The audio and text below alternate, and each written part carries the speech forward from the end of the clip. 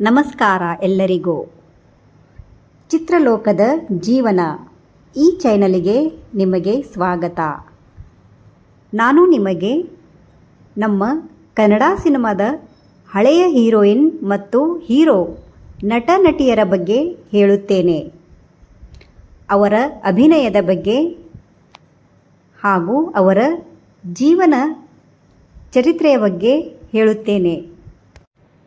ನಾನು ನಿಮಗೆ ಇವತ್ತು ನಮ್ಮ ಕನ್ನಡ ಸಿನಿಮಾ ಲೋಕದಲ್ಲಿ ಸೌಂದರ್ಯ, ಸರಳತೆ ಮತ್ತು ಭಾವಪೂರ್ಣ ಅಭಿನಯದಿಂದ ಹೆಸರು ಮಾಡಿದ ನಟಿ ಮಂಜುಳಾ ಅವರ ಬಗ್ಗೆ ಹೇಳುತ್ತೇನೆ. ಒಂದು ಕಾಲದಲ್ಲಿ ನಮ್ಮ ಕನ್ನಡ ಚಿತ್ರರಂಗದಲ್ಲಿ ಕುಟುಂಬ ಮೂಲಕ ಕಥೆಗಳು, ಭಾವನಾತ್ಮಕ ಪಾತ್ರಗಳು ಮತ್ತು ಸಂಸ್ಕಾರಪೂರ್ಣ ಅಭಿನಯಕ್ಕೆ ಹೆಸರಾಗಿದ್ದ ನಟಿಯರಲ್ಲಿ ಮಂಜುಳಾ ಅವರು ಪ್ರಮುಖರು. ನಟಿ ಮಂಜುಳಾ ಅವರು ಕರ್ನಾಟಕದ ತುಮಕೂರು ನವೆಂಬರ್ 1954ರಲ್ಲಿ ಜನಿಸಿದರು. ಮಂಜುಳಾ ಅವರಿಗೆ ಸಿನಿಮಾದಲ್ಲಿ ಆಸಕ್ತಿ ಇತ್ತು. ಮೊದಲು ಅವರು ಕೆಲವು ನಾಟಕದಲ್ಲಿ ಅಭಿನಯಿಸುತ್ತಾರೆ. ಇವರು ಬಾಲ ಕಲಾವಿದರಾಗಿದ್ದರು. ಇವರು ತನ್ನ 11ನೆಯ ವರ್ಷದಲ್ಲಿ ಮನೆ ಕಟ್ಟು ನೋಡು ಎಂಬ ಸಿನಿಮಾದಲ್ಲಿ ಪಾತ್ರ ಮಾಡಿದ್ದಾರೆ. 1970ರ ದಶಕದಲ್ಲಿ ಕನ್ನಡ ಸಿನಿಮಾ ಹೊಸ ಹಾದಿಯಲ್ಲಿ ಸಾಗುತ್ತಿತ್ತು. ಕುಟುಂಬ ಕಥೆಗಳು, ಪ್ರೇಮ ಕಥೆಗಳು ಮತ್ತು ಸಾಮಾಜಿಕ ಚಿತ್ರಗಳು ಜನರಿಗೆ ಬಹಳ ಇಷ್ಟವಾಗುತ್ತಿದ್ದವು. ಆ ಸಮಯದಲ್ಲಿ ಮಂಜುಳಾ ಅವರು ಚಿತ್ರರಂಗಕ್ಕೆ ಬಂದರು. ಮಂಜುಳಾ ಅವರು ತಮ್ಮ ವಿಭಿನ್ನ ಅಭಿನಯದಿಂದ ನಿರ್ದೇಶಕರು ಮತ್ತು ಪ್ರೇಕ್ಷಕರ ಗಮನ ಸೆಳೆದರು.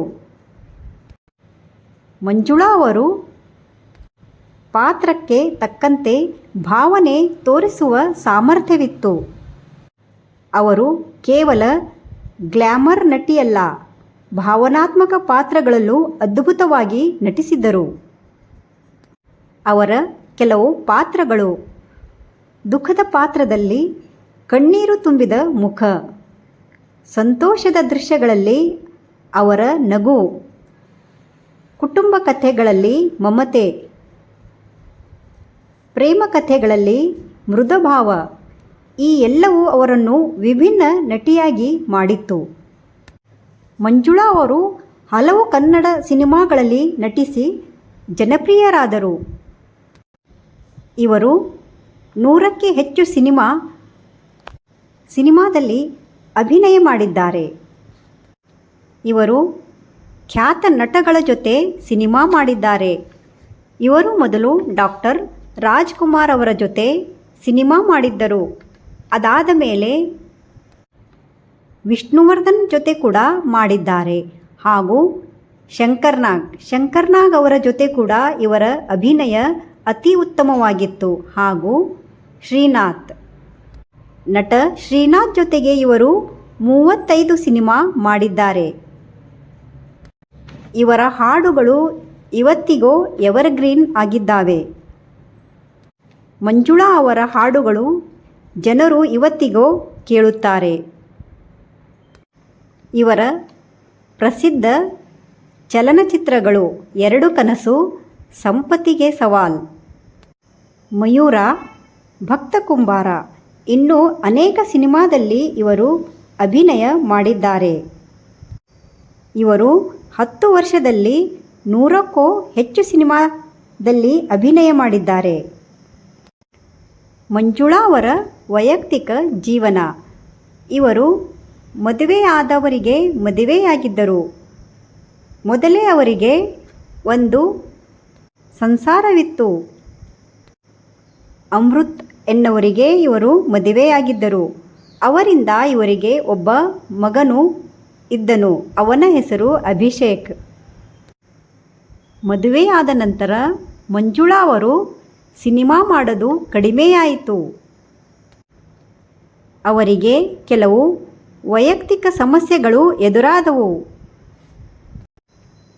ಮಂಜುಳಾ ಅವರು ಒಬ್ಬರೇ ಇರುತ್ತಿದ್ದರು ಎಂದು ಹೇಳಲಾಗಿದೆ. ಅವರ ಗಂಡ ಅಪರೂಪಕ್ಕೆ ಬರುತ್ತಿದ್ದರು ಎಂದು ಹೇಳಲಾಗಿದೆ, ಏಕೆಂದರೆ ಅವರ ಒಂದು ಸಂಸಾರವಿತ್ತು. ಹೀಗಾಗಿ ಮಂಜುಳಾ ಜೀವನದಲ್ಲಿ ಒಂಟಿಯಾಗಿದ್ದರು. ಅವರು ತನ್ನ ಮಗನ ಜೊತೆ ಇರುತ್ತಿದ್ದರು. ಮಂಜುಳಾ ಅವರು 1986 ಸೆಪ್ಟೆಂಬರ್ 12ರಂದು ಬೆಂಗಳೂರಿನಲ್ಲಿ ದುರ್ಘಟನೆಯಲ್ಲಿ ಮೃತಪಟ್ಟರು.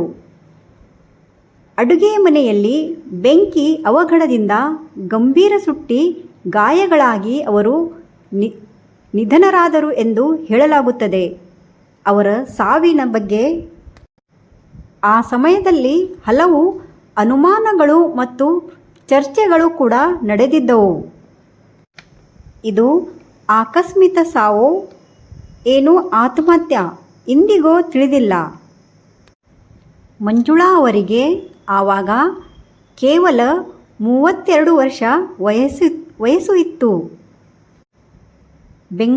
ಬೆಂಗಳೂರಿನಲ್ಲಿ ಅವರ ಮನೆಯಲ್ಲಿ ಸಂಭವಿಸಿದ ಈ ಅವಘಡದಲ್ಲಿ ಅವರು ಗಂಭೀರವಾಗಿ ಸುಟ್ಟಿ ಗಾಯಗಳಿಂದ ಅವರ ನಿಧನವಾಯಿತು. ಅವರ ಸಿನಿಮಾಗಳು ಮತ್ತು ಪಾತ್ರಗಳು ಇಂದಿಗೂ ಕನ್ನಡ ಸಿನಿಮಾ ಇತಿಹಾಸದಲ್ಲಿ ಸ್ಮರಣೆಯಾಗಿವೆ. ಕನ್ನಡ ಚಿತ್ರರಂಗದ ಚಿನ್ನದ ಯುಗವನ್ನು ನೆನಪಿಸಿದಾಗ ಮಂಜುಳಾ ಅವರ ಹೆಸರು ಗೌರವದಿಂದ ಉಚ್ಚರಿಸಲಾಗುತ್ತದೆ. ಇದು ನಟಿ ಮಂಜುಳಾ ಅವರ ಅಭಿನಯ ಮತ್ತು ಅವರ ಜೀವನದ ಕಥೆ. ಧನ್ಯವಾದ. ನಮ್ಮ ಚಾನಲಿಗೆ ಲೈಕ್, ಶೇರ್, ಸಬ್ಸ್ಕ್ರೈಬ್ ಮಾಡಿ.